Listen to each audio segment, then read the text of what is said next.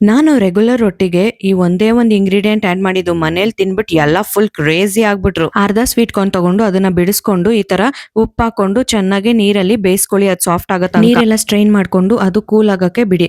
ಅದಾದ್ಮೇಲೆ ಒಂದ್ ಮಿಕ್ಸಿ ಜಾರ್ಗೆ ಸ್ವೀಟ್ ಕಾರ್ನ್ ಹಾಕೊಂಡು ಸ್ವಲ್ಪ ನೀರ್ ಹಾಕೊಂಡು ಚೆನ್ನಾಗಿ ಸ್ಮೂತ್ ಪೇಸ್ಟ್ ಮಾಡ್ಕೊಳ್ಳಿ. ಒಂದ್ ಬೌಲ್ ತಗೊಂಡು ಅದಕ್ಕೆ 1 ಕಪ್ ಅಕ್ಕಿ ಹಿಟ್ಟು, ಈರುಳ್ಳಿ, ಕೊತ್ತಂಬರಿ ಸೊಪ್ಪು, ತುರ್ಜಿಟ್ಕೊಂಡಿದ್ದ ಕ್ಯಾರೆಟ್, ಜೀರಿಗೆ ಪುಡಿ, ಪೆಪ್ಪರ್ ಪೌಡರ್, ರುಚಿಗೆ ತಕ್ಕಷ್ಟು ಉಪ್ಪು, ಗ್ರೈಂಡ್ ಮಾಡಿ ಇಟ್ಕೊಂಡಿದ್ದ ಸ್ವೀಟ್ ಕಾರ್ನ್ ಹಾಕೊಂಡು ಚೆನ್ನಾಗಿ ಮಿಕ್ಸ್ ಮಾಡ್ಕೊಳ್ಳಿ. ಆಮೇಲೆ ಬಿಸಿನೀರು ಸ್ವಲ್ಪ ಬಿಸಿನೀರ್ ಹಾಕೊಳ್ಳಿ, ಯಾಕಂದ್ರೆ ಸಾಫ್ಟ್ ಬರುತ್ತೆ, ಅದಕ್ಕೋಸ್ಕರ ಕನ್ಸಿಸ್ಟೆನ್ಸಿ ನೋಡ್ಕೊಂಡು ಬಿಸಿನೀರ್ ಹಾಕೊಳ್ಳಿ. ಚಪಾತಿ ಹಸಿಟ್ಟು ರೌಂಡ್ ಆಗಿ ಮಾಡ್ಕೊಂತಿರಲ್ಲ ಆ ತರ ಡೋ ತರ ಮಾಡ್ಕೊಂಡು ಸ್ವಲ್ಪ ಹೊತ್ತು ಅದನ್ನ ಎತ್ತಿಟ್ಬಿಡಿ ಮುಚ್ಚಳ ಮುಚ್ಚಿಟ್ಟು.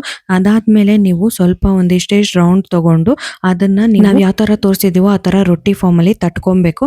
ತಟ್ಬಿಟ್ಟು ಅಂಚ್ ಮೇಲೆ ಹಾಕೊಂಡು ನೀವು ಎರಡ್ ಸೈಡುನು ಚೆನ್ನಾಗಿ ಬೇಯಿಸ್ಕೊಬೇಕು.